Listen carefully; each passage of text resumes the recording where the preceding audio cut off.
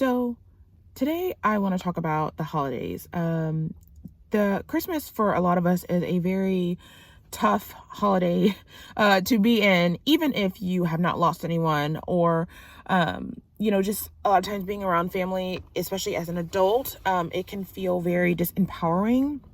And a lot of just negative feelings can come up. So I just wanted to talk about like how I learned to deal with the holidays and how I learned to take my power back within this season.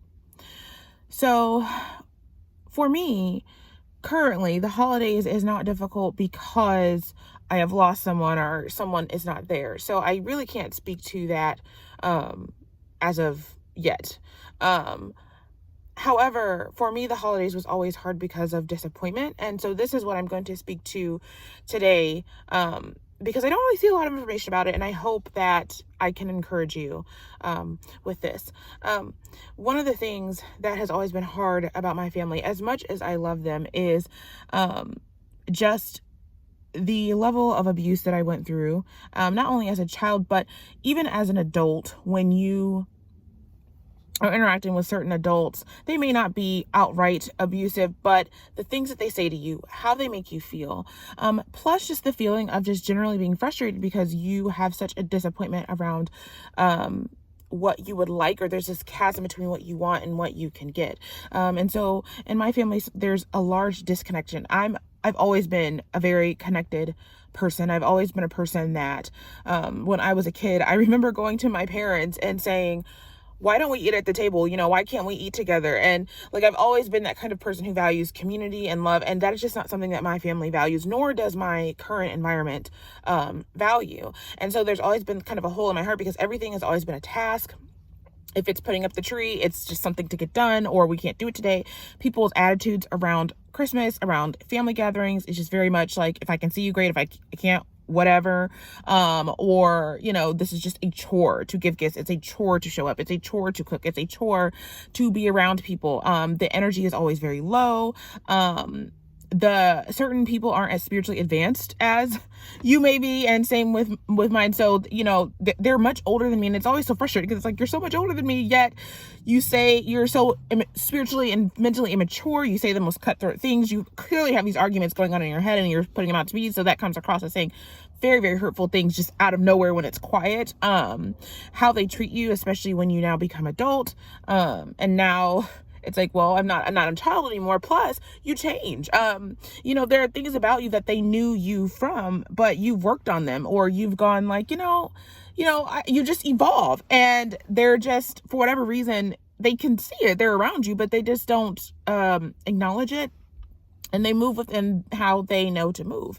And so for me, the holidays was always very challenging, simply because of disappointment and frustration and lack of connection and lack of joy. Because for me, the joy is also in giving and in spending time and in loving on people. And I don't know, even when life is hard, it's never just the worst thing ever. So just being around other low vibrational people, just to be honest with you, is just very difficult. And there's always a sense of powerlessness that I felt being in that environment, because there's this dread that I feel every time. It's like, okay, here's Thanksgiving. There's this dread of like, I can't have what I want. I can't have the people that I want. I can't have things the way that I want them. And what I have to choose from is so lackluster that it makes me feel powerless. Plus, the other unspoken thing is the obligation. I feel obligated to show up in this way. I feel obligated to, you say that I should cook this food because you don't want to cook it anymore. Okay. You say that we should do this. Okay. And this is where I had learned to take my power back, because it felt impossible to get what I want. Because what I wanted was a connected family. What I wanted was to feel loved, to feel joy. And I really, in all honesty, wanted a new family. I wanted to create that, but I could not find that in my environment.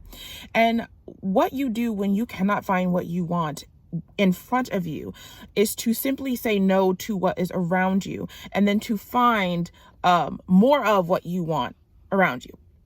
So for me, it was having this honest conversation with myself that was like, I don't like how this feels. Okay.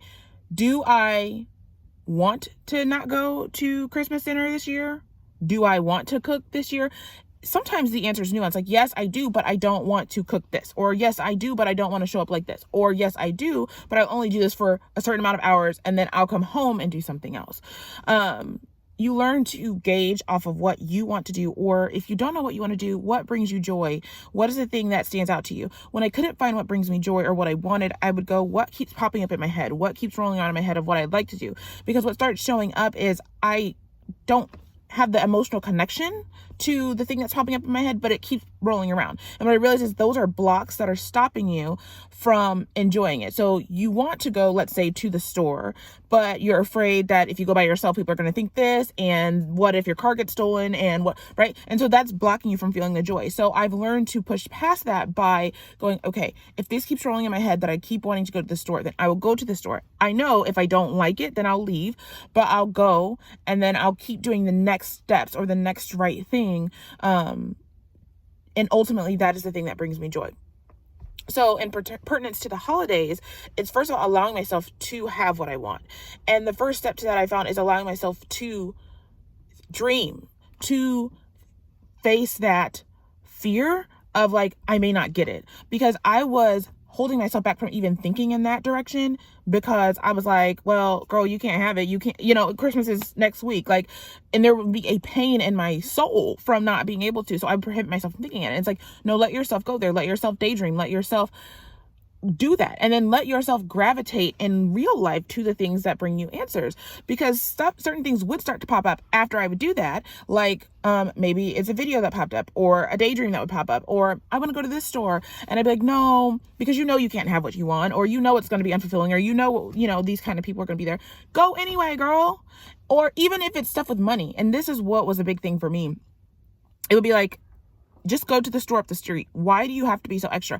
Which I'm realizing in this moment, that was something that my family kept putting on me. Why are you so extra? You're doing the most. But you know what? I am the most, girl. I'm the best. And that's why I do the most, and I do it the best. And they are always coming back when you allow yourself to go out and do what you need to do and do it the way you want to do it. Those are always the first people that come back and be like, oh, this is so good. This is so quality. Now in my family, I'm known as the cook. I'm known as the person who cooks really well because I do the most. And so I think it's allowing yourself to be who you are, to be what you want to be, even if other people don't approve of it. And I know that's such a cliche thing, but I hope I'm bringing clarity, because this is something I wish somebody would have told me. But you have to allow yourself to have what you want. And that was just something that was just really, really hard for me to grasp at first, harder than you would imagine, which is to move in the direction. If you see a video that sparks interest that may answer your question, watch it. If it doesn't, then okay. If you want to drive to the store that's 20 miles away because it's a better store, you like cooking, you like the environment, you like the people, go. If that's your last dollar, spend it, because what the universe is doing is it's sending you there so that you can replenish your bank. It is the same within business. Yes, spend this last dollar on this, because doing that is going to bring you more money. If you hold on to this money in this way, you won't get the thing that will bring you the abundance. You'll get by the next day, but that's not what you want. You want abundance. So what the universe is telling you to do is go to the thing that brings you abundance, even if it creates a temporary lack. So I hope this makes sense, but the crux of it is you have to learn to take your power back. You have to learn to look at life, go, what do I want to do? And to be willing to go against the expectations of others. I'm going to link a video below. It's by Hormozi. Now, I don't co-sign everything that he says, but this was one video that I really liked. He talked about why he doesn't go home on the holidays, and I thought it was so enlightening, and I think it provides another perspective that maybe I have not brought to this video. But I will go ahead and leave that below. Please feel free to interact with me. Let me know how you feel about this video in the comments below. I hope to create community in this channel. I hope to create conversation, and so I would love if you interact with that. Also, I do have a Patreon if you would like to join it. I am always crafting something, doing something, teaching spiritual topics. This channel is all about life, community, cooking, whatever is interesting me and whatever I feel on my heart to share. If you would like to support, you can hop on over there. I also have some guides, some worksheets. I have a garden calendar. I've got some more things that I'm thinking up to put in there. So there's lots of goodies. I have lots of lecture notes. I call these little videos lectures. So I have lots of things planned for you. I would love to have you join our community and join the conversation. Okay, bye.